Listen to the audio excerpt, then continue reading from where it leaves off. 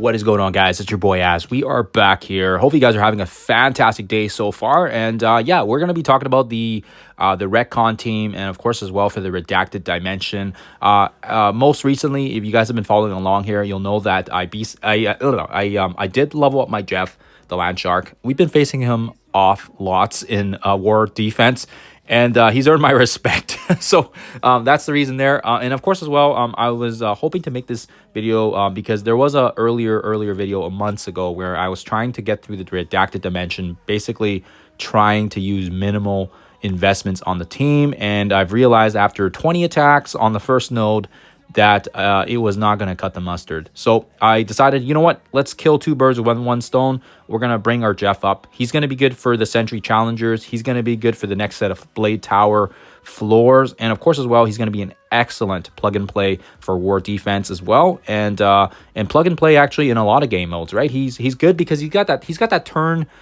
two, or sorry, not the turn two. He's got that turn one special, right? Which basically allows him to cleanse these negatives, right? Basically positive effects, and he can pull everybody in, apply the disruption, the defense down, and the silence. So this is really, really game changing. And on top of that as well, we have his ultimate, which basically applies defense down and trauma. So somebody that basically can remove safeguard and also apply trauma. There's not a lot of characters that can do that. So hence why he is unique in his regards. And of course as well, I was deciding between him or Sentry, and my Sentry still level 64. But yes, you'll see here that he's got the 3.0 stats. Sentry does not. So until they rework him, I think I'm gonna stay off of Sentry for a bit. But having said that, if you've got the Deadpool from the Best Buddies event and you've got your Jeff leveled up as well here, then you can basically min and max that redacted dimension basically without spending too much resources on the other three. My She-Hulk, I think I brought her up to 95 for a previous. I don't remember why. She's this level because it must have been with the Gamma team. I'm assuming it must have been with Red Hulk or something because I do not remember bringing her up and T4ing all her stuff. Yeah, but obviously there must have been a time for it. Same with Gwenpool. I'm trying to remember why and when, but again, same thing. Have her all T4'd as well. She's tier 17, just like She-Hulk. And of course as well, Squirrel Girl. I do recall that she was needed with the Young Avengers team, and she was part of an unlock. I'm trying to remember if it was like for Shadow King or if it was Old Man Logan, or maybe it was one of the Four Horsemen. I do not recall which section it was, but I do recall that there was a particular section where you needed to have the Young Avengers, and I did bring her up for that. So I do remember that one. I just don't remember the other two. So having said that, now you may be able to do it with even lesser levels than my team.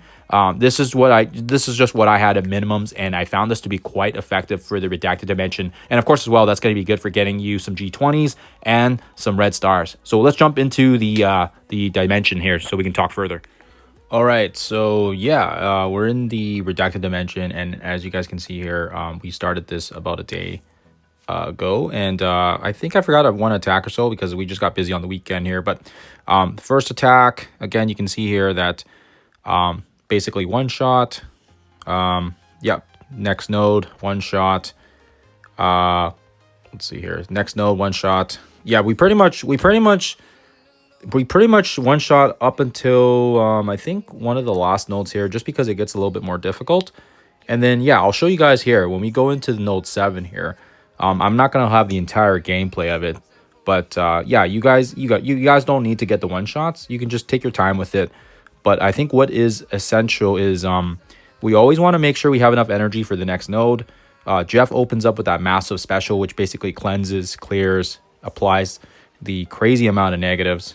And what's important, I think, here is when we get to Deadpool's turn, which is right after Squirrel Girls, we want to make sure that Deadpool can get that killing blow. When he gets that killing blow, he's basically gonna give 4 energy back to every single character. And this is how we have been able to one-shot all the nodes here, despite the fact, like I said, despite the fact that we only really have Deadpool and Jeff leveled up. Obviously, Jeff is maxed out as much as he can go, but Squirrel Girl, She-Hulk, and Gwenpool are fairly minimal, and this should kill Apocalypse. This will give 4 energy back to every single character, and again, Old Man Logan drops, which is fine.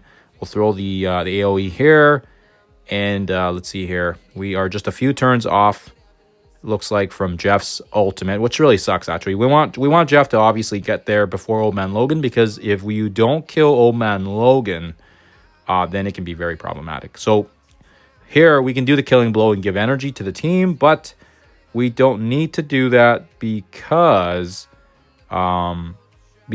we already have everyone at full energy. So what we're gonna do here is we're gonna actually throw the stun on Old Man Logan. He can't get stunned, but the bleeds will actually kill him. And then yeah, whatever, it doesn't matter. Panda Pool does this thing. Now watch this. This is cool. We have full energy here thanks to Deadpool's massive special. So we can throw the special here, and this is gonna cleanse everything again. Rinse and repeat.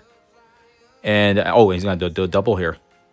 So I wasn't planning to do the entire node, but it looks like we are doing pretty good here. And it does look like, unfortunately, it does look like we're gonna have to do the killing blow here. Yeah, I would like it if we could, if he didn't special double there, but yeah, unfortunately that's the way it goes sometimes. And unfortunately, in this particular situation, it would have been nice for us to go into the next wave with full energy. So we're just gonna do the basic here. Unfortunately, it's the way it goes.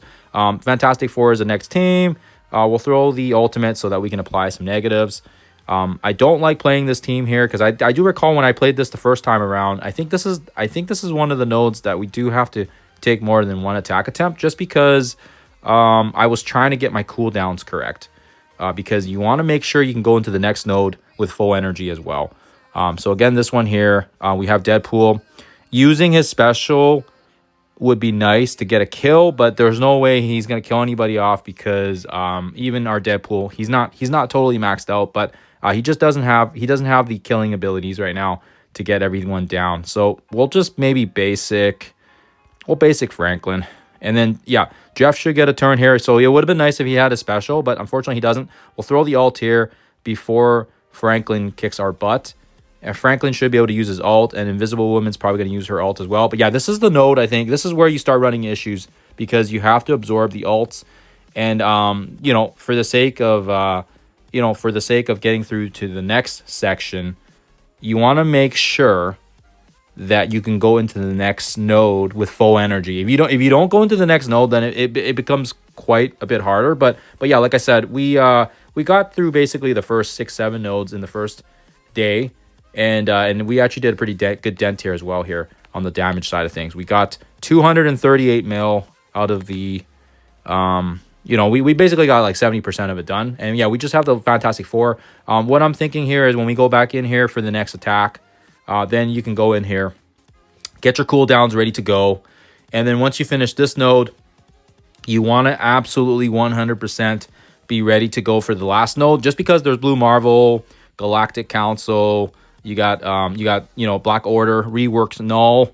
So you don't want to go into the last node with your cooldowns off. But yeah, this is how I was able to basically get through basically the first node, the second node, third node, pretty much all of them up until the 7th one as a one-shots. Yeah, literally just, go by that same strategy and use Deadpool's special when you can to get the energy back to the entire team. Squirrel Girl is going to have her heals.